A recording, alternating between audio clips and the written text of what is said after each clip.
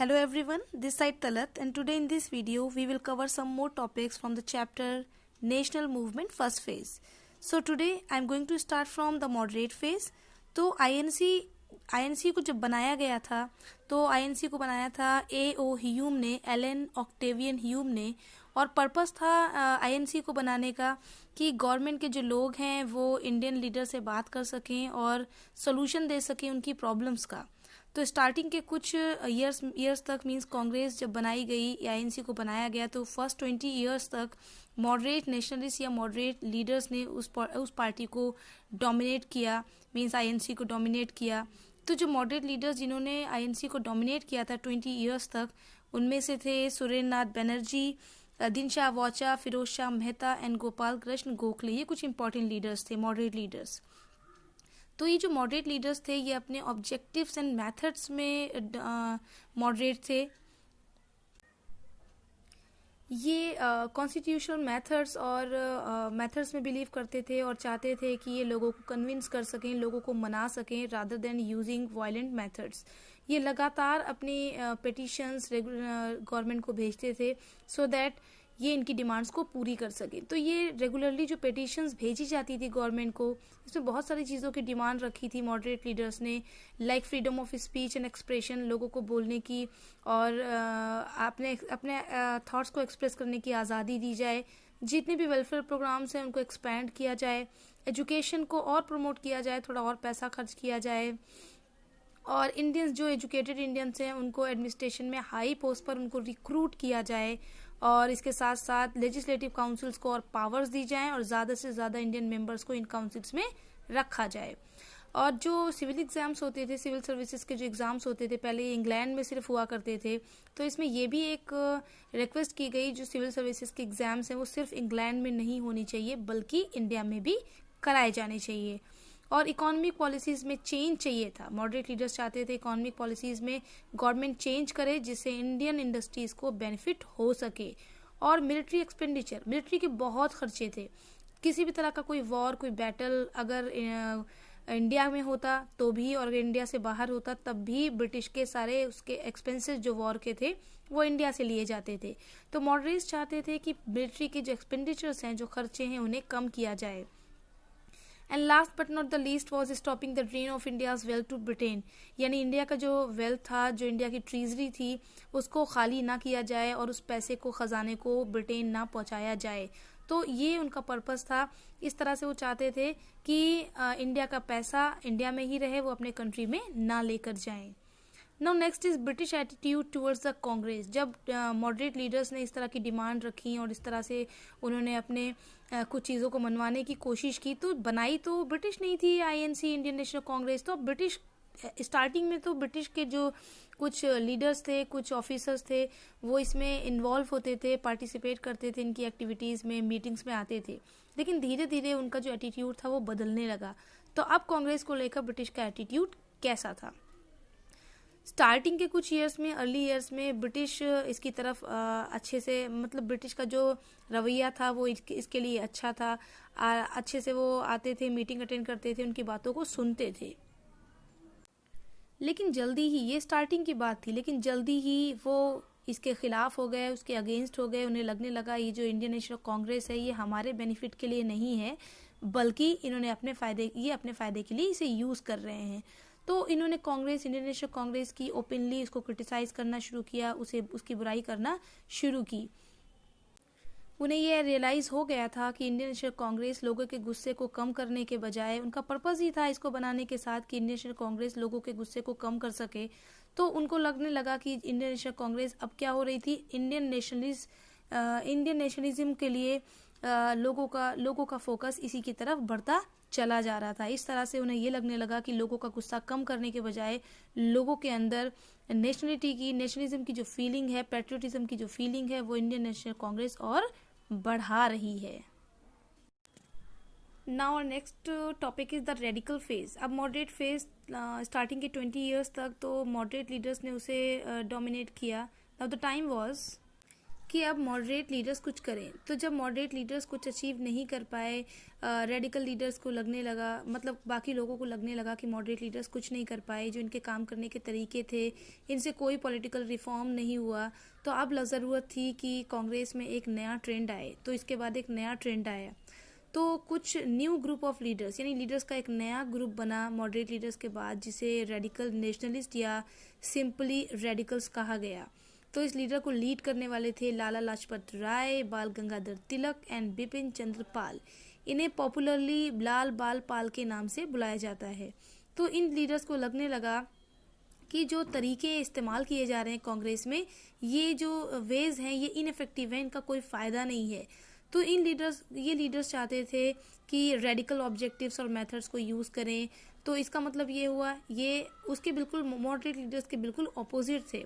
इन्होंने they called for strong political action such as strikes, boycott and mass demonstration. अब इन्होंने strong political action को अपनाने की बात करी, जैसे कि हड़ताल करना, बाइकॉट करने में ब्रिटिश इंस्टीट्यूशंस को बाइकॉट करना और उनकी बनाई चीज़ों को बाइकॉट करना, और इसके साथ साथ मास डिमॉन्स्ट्रेशन करना, यानी भीड़ के साथ प्रदर्शन करना, डिमॉन्स्ट्रेट करना, to spread awakening among the people.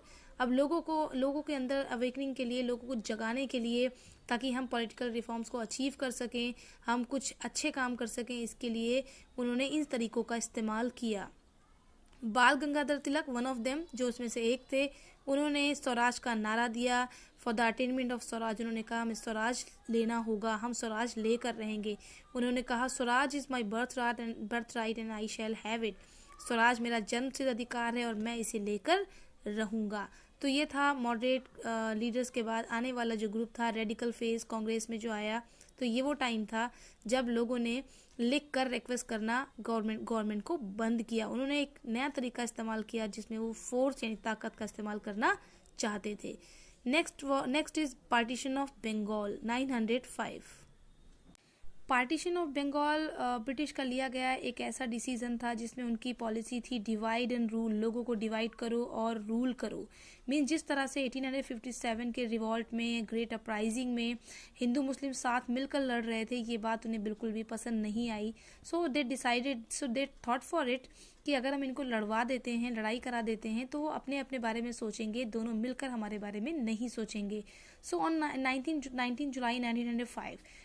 जुलाई 1905 में वाइस रॉय लॉर्ड कर्जन ने एक ऑर्डर इशू किया जिसमें बंगाल को डिवाइड करने के बारे में कहा गया। तब बंगाल में जो एरियाज इंक्लूड थे, those were West Bengal, Bihar, Jharkhand, Orissa और बांग्लादेश, ये सब मिलाकर वेस्ट बंगाल बनता था। तो इस पूरे को ईस्ट इंडिया कंपनी ने वाइस रॉय लॉर्ड कर्जन ने 2 पार्ट्स में डिवाइड करने की बात की। ईस्ट बंगाल जो अभी बांग्लादेश है, वहाँ पर मुस्लिम्स की पॉपुलेशन की मेजॉरिटी थी, उसे बाकी के बंगाल से अलग करने की बात करी गई। जो बाकी का पार्ट था उसमें हिंदूज की मेजॉरिटी थी, ज़्यादा हिंदूज थे, तो मुस्लिम्स को अलग और हिंदूज को अलग करने की बात करी गई। और ये पार्टीशन का जो रीज़न दिया गया, वो रीज़न ये दिया गया कि बंगाल काफ़ी बड़ा है, तो इसे डिवाइड करने के बाद हम आराम से इसे एडमिनिस्टर कर पाएंगे, हम आराम से इसे गवर्न कर पाएंगे। जबकि जो रियल रीज़न था पार्टीशन का, वो बिल्कुल अलग था। और रीज़न ये था कि 1857 का जो रिवॉल्ट हुआ उसमें बंगाल काफ़ी उस मूवमेंट में स्ट्रांग रहा।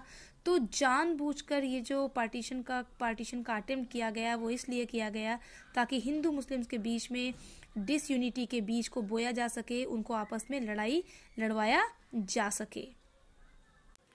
बंगाल के पार्टीशन को काफ़ी क्रिटिसाइज़ किया गया। जितने भी सोसाइटी के जितने भी सेक्शंस के लोग थे, सारी पॉपुलेशन इसके अगेंस्ट खड़ी हो गई और पूरे बंगाल में डिमॉन्स्ट्रेशन किए गए, पब्लिक मीटिंग्स की गई, लोगों ने एक दूसरे की कलाई पर पवित्र धागा बांधा और पवित्र धागा बांधकर उन्होंने एक दूसरे के साथ यूनिटी दिखाने की कोशिश की। इस धागे को बांधकर उन्होंने ये बताया कि ब्रिटिश ईस्ट इंडिया कंपनी कुछ भी कर ले, लेकिन हम एक दूसरे के साथ हैं।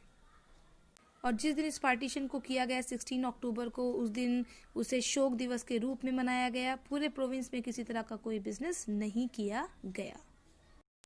तो पूरे बंगाल में किसी तरह का कोई बिजनेस नहीं किया गया क्योंकि वो इस पार्टीशन के अगेंस्ट थे। अभी जो नेशनल मूवमेंट था, उनको लग रहा था ब्रिटिश को कि जब हम इसको डिवाइड कर देंगे तो हिंदू मुस्लिम आपस में यूनिटी ख़त्म हो जाएगी, तो ये मूवमेंट वीक हो जाएगा।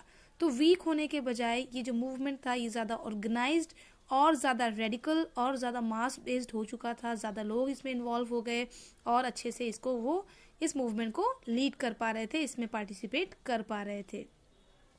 नाउ नेक्स्ट इज स्वदेशी एंड बाइकॉट।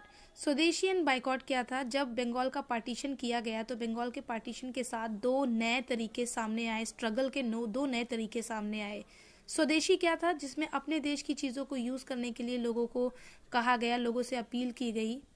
तो जो इसमें स्वदेशी वर्ड था, इसका मतलब यही था कि अपने देश का, इसमें एक ही एम था लोगों का, जो लीडर्स थे उनका एक ही लक्ष्य था कि इंडिया में बनने वाली जो चीज़ें हैं, जो भी चीज़ है, उनको पॉपुलर किया जाए, तो इंडिया की जो इंडस्ट्रीज़ हैं वो प्रॉस्पर हो सके और फिर से अपना काम शुरू कर सकें। जो बायकॉट का जो मेथड्स था, उसमें लोगों को ब्रिटेन में बनी हुई चीज़ों को यूज़ करने के लिए कहा गया कि आप इन चीज़ों को बायकॉट करें, इन चीज़ों को यूज़ ना करें। तो अगर हम ऐसा करते हैं तो ब्रिटिश इंडिया को एक डंपिंग ग्राउंड की तरह जैसे ट्रीट करते हैं, वो उसको ऐसा करना बंद करेंगे। यानी जो भी चीज़ ब्रिटेन में बनाई गई उसे लाकर इंडिया में बेचना और इंडिया पहुंचाना, यही काम था। तो अगर हम ब्रिटेन की कोई चीज़ ही नहीं यूज़ करेंगे, उनकी कोई भी चीज़ का इस्तेमाल नहीं करेंगे, तो वो इंडिया को एक डंपिंग ग्राउंड समझना बंद करेंगे। तो ये जो स्वदेशी और बाइकॉट का जो मूवमेंट था, ये बंगाल से स्टार्ट हुआ और वहाँ से शुरू होते हुए ये पूरे कंट्री में फैल गया। लोगों ने ब्रिटिश की चीज़ों को बाइकॉट करना शुरू किया और इंडिया की बनी चीज़ों को यूज़ करना शुरू किया गया। कुछ जगह पर तो फॉरेन क्लोथ, जितने भी वहाँ के बने हुए कपड़े थे, उनको खुली जगह पर रखा गया और उनमें आग लगा दी गई। और यहाँ तक कुछ लोगों ने तो ये भी किया कि जिन लोगों ने वहाँ के बने हुए कपड़ों को पहना हुआ था या जो चीज़ें यूज़ कर रहे थे, उनकी बुराइयां तक की, उन्हें क्रिटिसाइज़ किया। कुछ वॉशरमैन ने उस तरह के कपड़ों को पहनने वाले लोगों के कपड़े धोने से भी मना कर दिया। औरतों और बच्चों ने एक इम्पॉर्टेंट रोल प्ले किया। उन्होंने कुछ शॉप्स की पिकेटिंग करना शुरू की, शॉप्स को घेर लिया और लोगों से वहाँ से कपड़े खरीदने से या चीज़ें खरीदने से मना किया, अपील की कि आप यहाँ से कोई भी सामान ना खरीदें। तो ये जो कुछ तरीके थे, इस तरह से जो नेशनल मूवमेंट शुरू हुआ, उनके लीडर्स ने लोगों को अपील करना शुरू की। तो this is for today. In next video we will start from Surat split 1907। Till then take care, bye bye, and do keep watching my videos.